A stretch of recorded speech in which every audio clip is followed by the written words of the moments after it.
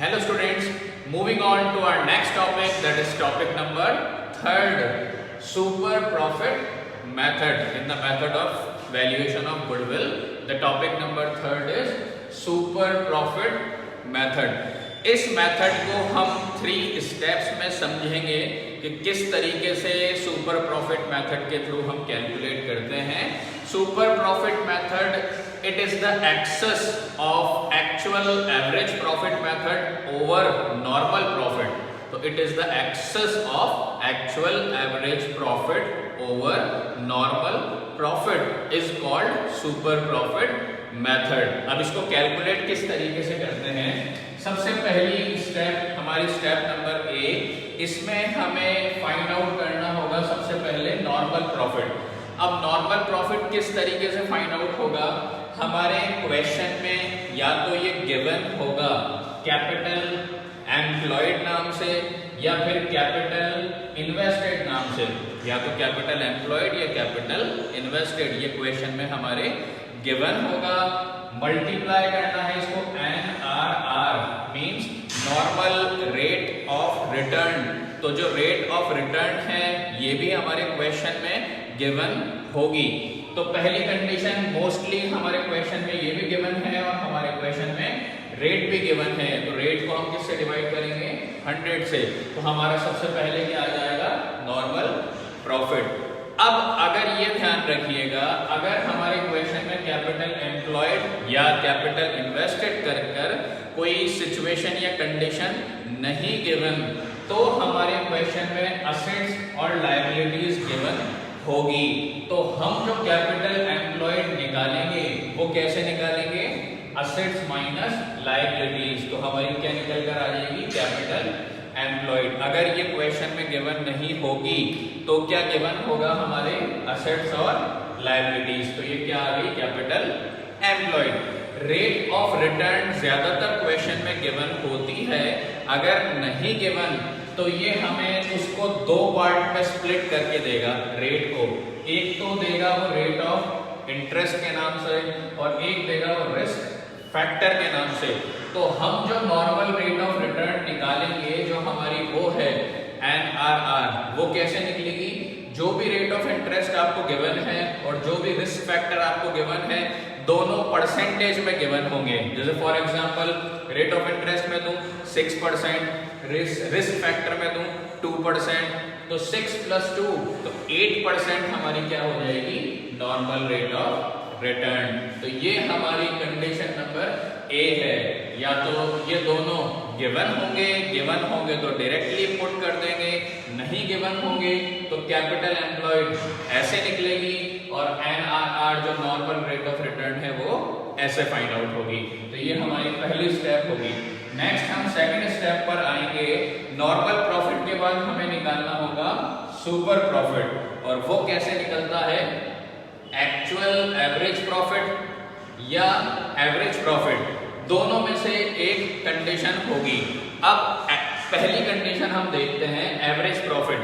Average profit या तो question में गिवन होगा, नहीं गिवन होगा तो वो हमारे क्वेश्चन में 3 साल 4 साल या 5 साल का प्रॉफिट या लॉस गिवन देगा और हम क्या निकालेंगे, एवरेज प्रॉफिट. जो हमने मेथड नंबर 1 में डिस्कस किया था कि एवरेज प्रॉफिट हम कैसे निकालते हैं, तो एवरेज प्रॉफिट हम वैसे ही फाइंड आउट कर लेंगे जो हमने फर्स्ट मेथड में पढ़ा था. अब ये मैंने यहाँ पर लिखा है या तो एवरेज प्रॉफिट या फिर एक्चुअल एवरेज प्रॉफिट, दोनों में से एक कंडीशन गिवन होगी. तो ये वाली कंडीशन कब होगी, इसका हमें कैसे पता चलेगा.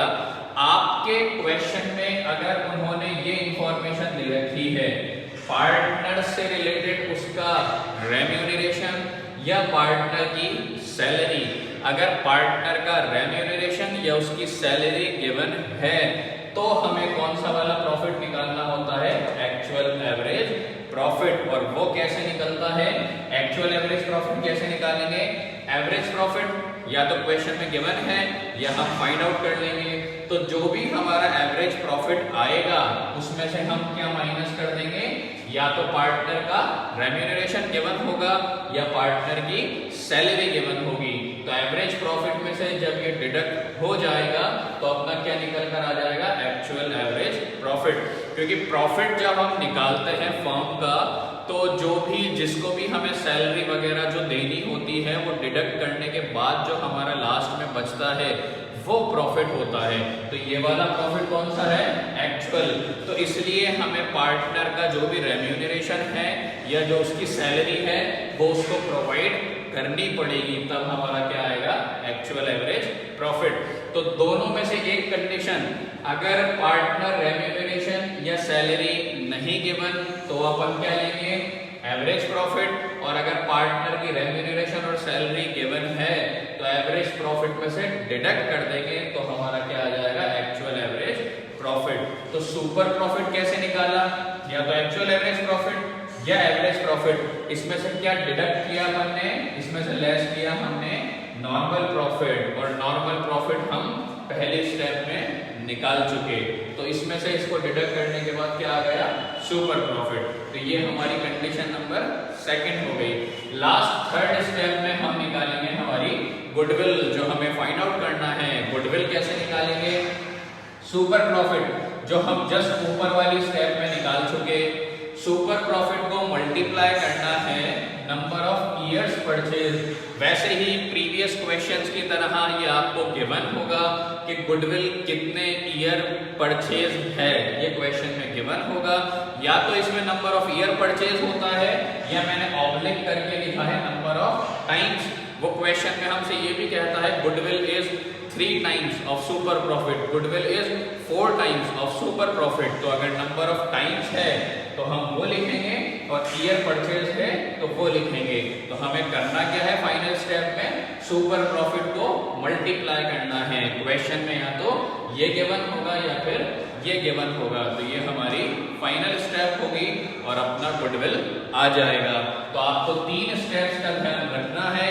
कौन सी कंडीशन है, डायरेक्टली अगर गिवन है तो आप डायरेक्ट पुट करिए, नहीं गिवन है तो किस तरीके से कंडीशन होती है वो मैंने आपको बता दी।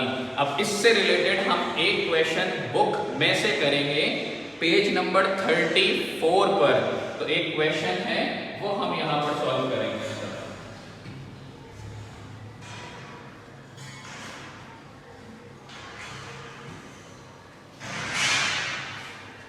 तो आपके पेज नंबर 34 पर ऊपर की तरफ एक दे रखा है पार्ट नंबर 3। तो पेज नंबर 34 पर पार्ट नंबर 3 है वो करेंगे।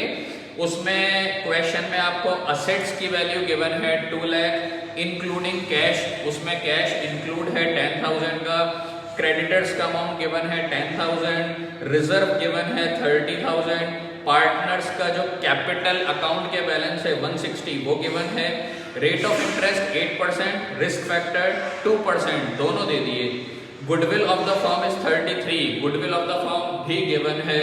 3 years purchase of super profit, तो मेथड कौन सा हो गया, सुपर प्रॉफिट। हमें फाइंड क्या करना है, actual average profit find out करना है। अब एक्चुअल एवरेज प्रॉफिट हमें फाइंड आउट करना है तो हम सबसे पहली स्टेप में यहां पर हम फाइंड आउट करेंगे कैपिटल एम्प्लॉयड। तो कैपिटल एम्प्लॉयड मैंने आपसे कहा था या तो क्वेश्चन में डायरेक्टली गिवन होगी, नहीं गिवन होगी तो असेट्स और लायबिलिटीज गिवन होगी। तो यहाँ पर हमें क्वेश्चन में असेट्स और लायबिलिटीज गिवन है। असेट्स की वैल्यू गिवन है 2 लाख और लायबिलिटीज की वैल्यू गिवन है 10,000। तो अपनी कैपिटल एम्प्लॉयड कितनी हो जाएगी, असेट्स माइनस लायबिलिटीज। तो ये हमारी कैपिटल एम्प्लॉयड आ जाएगी कितनी, 1,90,000। अब सबसे पहले हम क्या निकालते हैं, नॉर्मल प्रॉफिट। नॉर्मल प्रॉफिट कैसे निकलेगा, capital employed multiply by NRR. अब एनआरआर यहाँ पर क्वेश्चन में गिवन नहीं है, उसको इन्होंने 2 पार्ट में दे रखा है, रेट ऑफ इंटरेस्ट और रिस्क फैक्टर।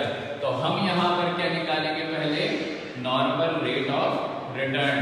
तो रेट ऑफ इंटरेस्ट दे रखी है 8% और रिस्क फैक्टर दे रखा है 2%।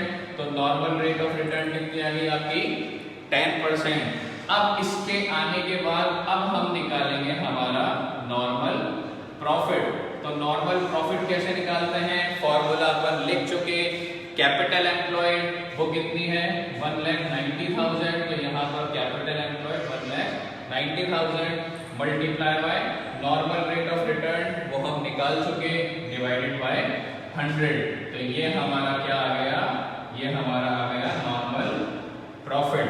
ये मैं आपको प्रीवियस क्लासेस में भी बता चुका, आपको एक लाइन में एक इज इक्वल्स टू का साइन लगाना है, सिर्फ एक। जो नेक्स्ट इज इक्वल्स टू का साइन है वो आप नेक्स्ट स्टेप में लिखिएगा, है ना। एक लाइन में दो इज इक्वल्स टू के साइन कभी भी मत लगाइएगा। तो ये हमारा नॉर्मल प्रॉफिट आ गया। क्वेश्चन की कंडीशन के हिसाब से करते चलिए। एक कंडीशन हमें इसकी गिवन थी, एक वैल्यू हमने इससे निकाल ली। एक हमें क्या गिवन है, गुडविल गिवन है हमें 33,000 at 3 years purchase of super profit. Super profit के अकॉर्डिंग, तो सुपर प्रॉफिट मेथड के अकॉर्डिंग हम गुडविल कैसे निकालते हैं, हम गुडविल फाइंड आउट करते हैं super profit multiply by number of years purchase. तो ऐसे हम निकालते हैं। अब यहाँ पर हमें क्वेश्चन में गुडविल की वैल्यू दे रखी है, कितनी दे रखी है 33,000, ये हमें वैल्यू गिवन है। Is equals to super profit हमें गिवन नहीं है और नंबर ऑफ ईयर परचेज दे रखे हैं हमें 3। तो अब हम क्या निकालेंगे यहाँ पर सुपर प्रॉफिट। ये 3 मल्टीप्लाई में, ये यहाँ आके किसमें होगा, डिवाइड में। तो अपना सुपर प्रॉफिट कितना आ जाएगा, तो हमारा सुपर प्रॉफिट आ जाएगा 11,000।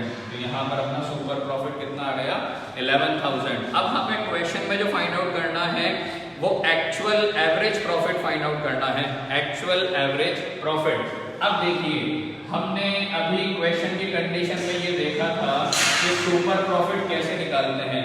सुपर प्रॉफिट निकालते हैं हम actual average profit minus normal profit. तो सुपर प्रॉफिट कैसे निकलता है, actual average profit minus normal profit. अब इसके अकॉर्डिंग सुपर प्रॉफिट हमें गिवन है कितना 11,000। इसकी जगह पर हम क्या लिख देंगे 11,000 is equals to actual average profit हमें फाइंड आउट करना है। तो ये वैल्यू ऐसे कैसे आएगी, ये हमें फाइंड आउट करना है। माइनस नॉर्मल प्रॉफिट हम निकाल चुके, नॉर्मल प्रॉफिट कितना निकाला हमने 19,000। तो इसकी जगह पर क्या आ जाएगा, यहाँ पर 19,000 हमें फाइंड आउट करनी है। ये वैल्यू प्लस माइनस का 19 इधर आके प्लस का हो जाएगा। तो अपना ये क्या आ जाएगा एक्चुअल एवरेज प्रॉफिट, ये कितना आ गया अपना ₹30,000। तो ये हमारा क्या हो गया आंसर। क्वेश्चन हमारा सुपर प्रॉफिट के अकॉर्डिंग था, तो स्टेप हमारी सुपर प्रॉफिट वाली ही लगेंगी। लेकिन इस क्वेश्चन में गुडविल ना निकाल के क्या निकालना था, एक्चुअल एवरेज प्रॉफिट। तो स्टेप्स आप वैसे ही ध्यान रखिएगा। अब मैंने आपको ये क्वेश्चन कराया पेज 34 का पार्ट 3। तो आपके प्रीवियस पेज से, पेज नंबर 33 से, तो आपके पेज नंबर 33 से फर्स्ट से लेकर और कंटिन्यू 4th पार्ट तक है, फर्स्ट से लेकर 4th पार्ट तक सुपर प्रॉफिट से रिलेटेड हर तरीके का क्वेश्चन इसमें है।